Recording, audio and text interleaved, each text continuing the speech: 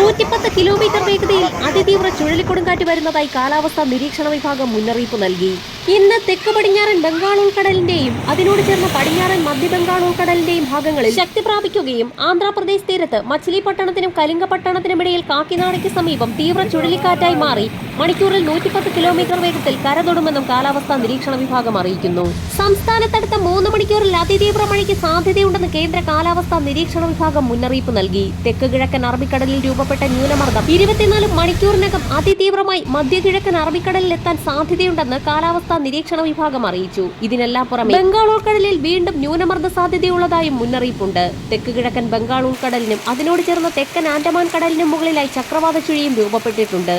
ഇത് നാളെയോടെ തെക്ക് കിഴക്കൻ ബംഗാൾ ഉൾക്കടലിന്റെയും അതിനോട് ചേർന്ന കിഴക്കൻ മധ്യ ബംഗാൾ ഉൾക്കടലിന്റെയും മുകളിൽ ന്യൂനമർദ്ദമായി ശക്തി പ്രാപിക്കാനും സാധ്യതയുണ്ട്.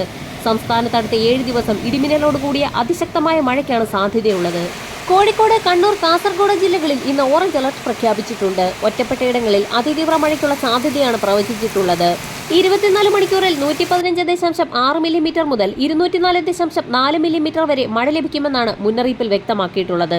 അടുത്ത 3 മണിക്കൂറിൽ ആലപ്പുഴ, ഇടുക്കി, എറണാകുളം, തൃശൂർ, പാലക്കാട്, മലപ്പുറം, വയനാട് ജില്ലകളിൽ അതിശക്തമായ മഴയ്ക്ക് സാധ്യത.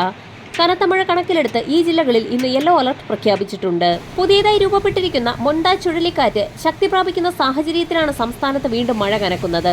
തിരുവനന്തപുരം, കൊല്ലം, പത്തനംതിട്ട, ആലപ്പുഴ, കോട്ടയം, ഇടുക്കി, എറണാകുളം ജില്ലകളിൽ നാളെ യെല്ലോ അലർട്ട് പ്രഖ്യാപിച്ചിട്ടുണ്ട്. ഉരുൾപൊട്ടൽ, മണ്ണിടിച്ചിൽ, മലവെള്ളപ്പാച്ചിൽ സാധ്യതയുള്ള പ്രദേശങ്ങളിൽ താമസിക്കുന്നവർ മാറി താമസിക്കണമെന്നുള്ള നിർദ്ദേശങ്ങളും വന്നിട്ടുണ്ട്.